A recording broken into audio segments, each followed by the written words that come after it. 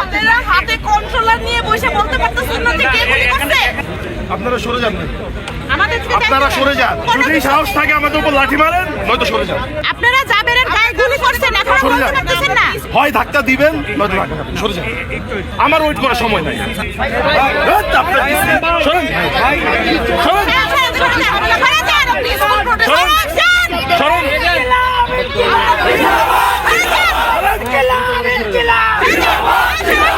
ভাই সরান, জিনিসটা আর ভালো হবে না।